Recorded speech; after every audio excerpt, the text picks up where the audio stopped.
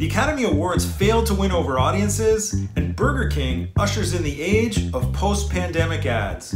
I'm Jeff Beer, and this is Fast Company's brand hit miss of the week. And the award for this week's miss goes to the Oscars. Admittedly, this was a weird year, with a pandemic-adapted ceremony, but it all had promise. A stellar lineup of film nominees, a show produced by Steven Soderbergh, lights, camera, action, right? Well, turns out it was the worst rated Academy Awards since it was first broadcast on TV in the 1950s, with just 9.85 million people tuning in to the hostless show, according to Nielsen. To put it in perspective, back in 1998 when Titanic won big, 57.2 million people tuned in to see it. Regina King did a great job on the intro. LA's Union Station looks super classy, but there was still something off. Was it that we needed a host? Arguably. Of course, arguing about the Oscars host has become an annual pastime, but not having one doesn't seem to be the solution either. Another thing that was missing were actual highlights of the performances and films being nominated and celebrated here.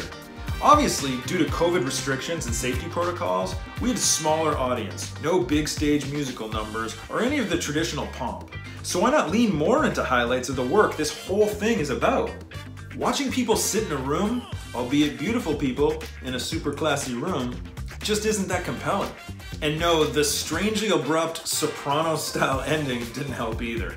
Over the past decade, the Oscars have actually been picking up momentum as a cultural complement to the Super Bowl, an added big moment for marketers as live appointment viewing opportunities have been drying up. This year, brands paid about $2 million for each 30-second commercial slot during the ceremony. Compare that to the $5.6 million it cost for 30 seconds during the Super Bowl this year, but that had 96 million viewers. So given the historically low ratings, Oscars advertisers didn't exactly get a bargain here.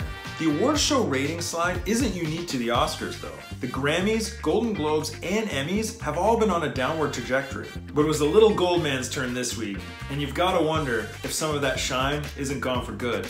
This week's hit goes to Burger King. Okay, so let's say you're fully vaccinated. Now what?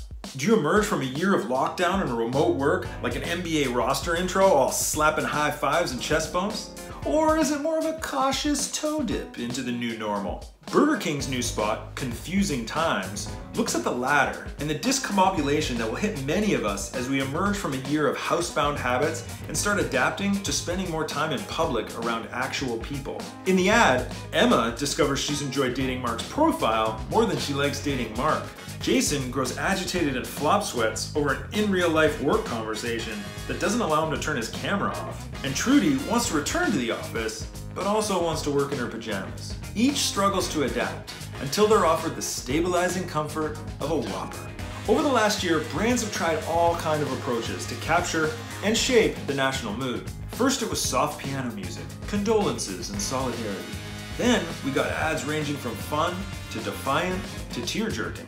Just as most of us were trying to figure out how to live our lives in this unprecedented time, so too have companies and brands tried to appropriately design their messages to us.